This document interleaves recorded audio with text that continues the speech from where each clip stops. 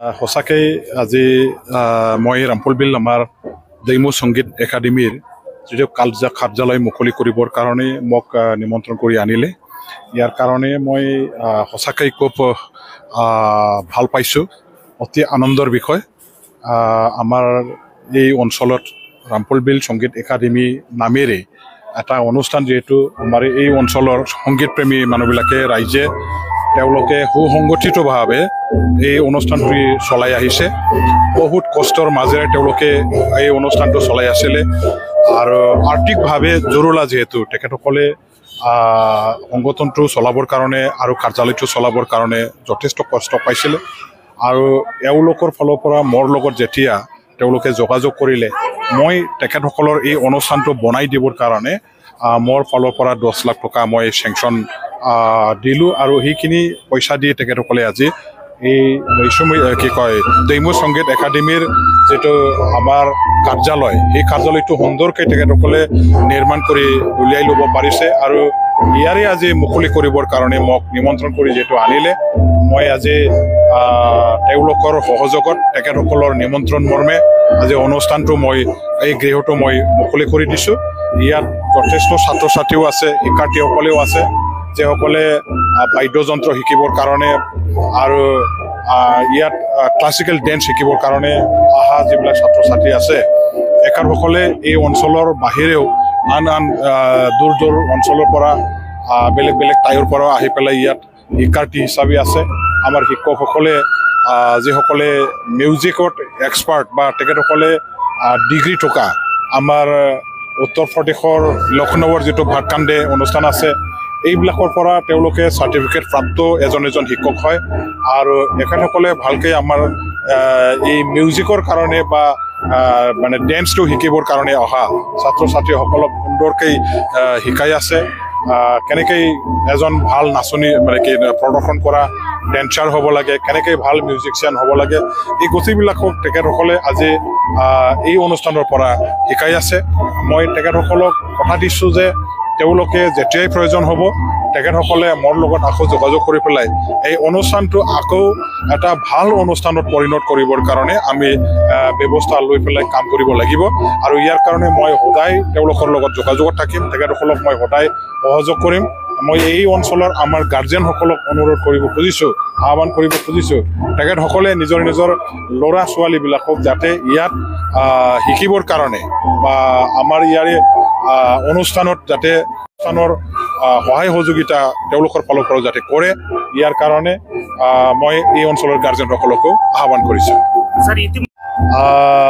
BTC গভৰ্ণমেণ্টৰ ফালৰ পৰা তেখেতসকলে এটা সিদ্ধান্ত ল'ব পাৰে যে আমাৰ BTC অঞ্চলৰ যিবিলাক শিক্ষা অনুষ্ঠান আছে,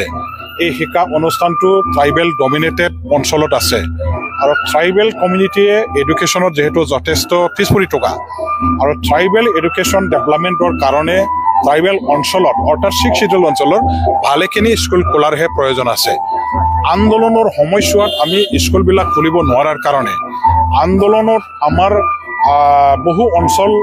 স্কুল বা শিক্ষা অনুষ্ঠান নোহোৱা অঞ্চল বহুত আছিল, আৰু এইবোৰ অঞ্চলত আন্দোলনৰ পাছত বহুত পলমকৈ স্কুলবিলাক খোলা হৈছে। আৰু ইয়াৰে এই শিক্ষা অনুষ্ঠানবিলাকৰ প্ৰভিন্সিয়েলাইজেশ্যনৰ প্ৰক্ৰিয়া এতিয়ালৈকে যিহেতু সম্পূৰ্ণ হৈ উঠা নাই, গতিকে এই মুহূৰ্তত প্ৰভিন্সিয়েলাইজেশ্যনৰ কামহে কৰিব লাগে। শিক্ষা অনুষ্ঠানবিলাক বন্ধ কৰিবৰ কাৰণে BTC গভৰ্ণমেণ্টৰ ফালৰ পৰা তেখেতসকলে এনকাৰেজ কৰিব নালাগে। শিক্ষা অনুষ্ঠানটো ধৰি ৰাখিবৰ কাৰণে যিহেতু শিক্ষা বিভাগ আছে, আমাৰ BTC গভৰ্ণমেণ্ট আছে, শিক্ষাৰ ওপৰত আমি কি নীতিৰে শিক্ষাটো চলাই লৈ যাম বা শিক্ষা অনুষ্ঠানটো কেনেকৈ আমি ধৰি ৰাখিব লাগে, ইয়াৰ কাৰণে আমাৰ BTCৰ এটা ক্ষমতা আছে। ট্ৰান্সফাৰ্ড এণ্ড ডেলিগেটেড ছাবজেক্ট হিচাপে শিক্ষাৰ নীতিটো বনাবৰ কাৰণে আমাৰ BTC গভৰ্ণমেণ্টে আইন বনাব পৰা, লেজিসলেশ্যন কৰিব পৰা তেওঁলোকৰ যিটো অথৰিটি আছে, আইন কানুন আছে, ক্ষমতা আছে। আমি অসম চৰকাৰৰ নীতি নিৰ্দেশনা বা গাইডলাইনৰ অধীনত চলিব লগা নহয়। 6 শিডিউলে নিজে যিহেতু আইন বনাব পাৰে, গতিকে নিজৰ আইন মতে শিক্ষা অনুষ্ঠানটো উন্নত কৰিবৰ কাৰণে, শিক্ষা অনুষ্ঠানবিলাক ৰক্ষা কৰিবৰ কাৰণে আমাৰ BTC গভৰ্ণমেণ্টৰ ফালৰ পৰা তেওঁলোকে উদ্যোগ ল'ব লাগে। তেখেতসকলে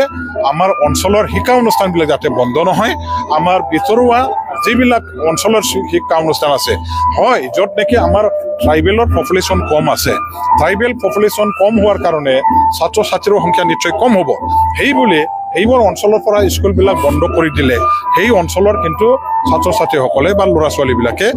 শিক্ষাৰ পৰা মানে বঞ্চিত হ'ব লাগিব গতিকে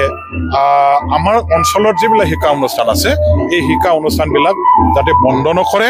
আৰু চলাই থাকিবৰ কাৰণে BTC গভৰ্ণমেণ্টে শিক্ষা নীতি নতুনকৈ নিজাববীয়াকৈ তৈয়াৰ কৰিব লাগে আৰু অসম চৰকাৰৰ ওচৰত তেখেতসকলে মানে কি কৰিব লাগে প্লেচ কৰিব লাগে যে আমাৰ অঞ্চলৰ স্কুলখিনি আমি বন্ধ নকৰিম বুলি তেওঁলোকে গভৰ্ণমেণ্টক জনাব লাগে BTC গভৰ্ণমেণ্টৰ ফালৰ পৰা তেখেতসকলে কৈ আছে যে নতুনকৈ তেওঁলোকে চুক্তি চাকৰ কৰি অহা যিটো BTR একৰ্ড বুলি আছে সেই একৰ্ডত 6.3 যিটো দফা আছে সেই দফা মৰ্মে BTC অঞ্চলত যিমান স্কুল আছে LPL পৰা আৰম্ভ কৰি পেলাই ME হাই স্কুল আমাৰ কলেজলৈকে এইবিলাক প্ৰভিন্সিয়েলাইজেশ্যন কৰিবৰ কাৰণে ইয়াত এটা দফা যিহেতু সন্নিৱিষ্ট কৰা হৈছে বুলি কৈছে একৰ্ডত সেই দফা মতে এতিয়া BTC গভৰ্ণমেণ্টৰ ফালৰ পৰা তেওঁলোকে গোটেইখিনি স্কুলটো প্ৰভিন্সিয়েলাইজেশ্যন কৰিবৰ কাৰণে অতি সোনকালে অসম চৰকাৰৰ ওচৰত তেওঁলোকে নিজৰ মানে যিবিলাক লিষ্ট আছে সেই লিষ্টটো ছাবমিট কৰি পেলাই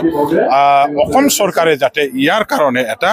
স্পেচিয়েল বাজেট প্ৰভিজন তেওঁলোকে ৰাখে যে BTC অঞ্চলৰ যিমান স্কুল আছে আৰু একৰ্ডৰ 6.3 দফা মতে যিমানখিনি স্কুল এইবিলাক প্ৰভিন্সিয়েলাইজেশ্যন কৰিবৰ কাৰণে স্পেচিয়েল বাজেট প্ৰভিজন অহা বাজেট সেশন যেহেতু বহিব 2023 and 24 ফাইনেন্সিয়েল ইয়াৰৰ তাত যাতে কৰা হয় ইয়াৰ কাৰণে BTC গভৰ্ণমেণ্টৰ ফালৰ পৰা উদ্যোগ ল'ব লাগে যোৱাবাৰ যিটো 2022-23 বাজেট অসম চৰকাৰে ফ্লেছ কৰিছিলে তাতে তেওঁলোকে কৰিব পাৰিব লাগিছিল তেখেতসকলে আদায় কৰিব পাৰিব লাগিছিল যে আমাৰ 6.3 টু ইমপ্লিমেন্টেশ্যনৰ চাৰ্টত স্পেচিয়েল বাজেট প্ৰভিজন অসম চৰকাৰে অসমৰ জেনেৰেল বাজেটৰ লগতে সন্নিৱিষ্ট কৰিব লাগে বুলি সেইটো তেওঁলোকৰ ৰাজনৈতিকভাৱে উদ্যোগ লোৱাত তেখেতসকলে সময়মতে নিশ্চয় মানে বেটো হৈ গ'ল বা ল'ব নাজানিলে সুবিধাখিনি গ্ৰহণ কৰিব নাজানিলে যাৰ কাৰণে এটা বছৰ এনে পিছ পৰি থাকিল বা আমি বঞ্চিত হ'ব লগা হ'ল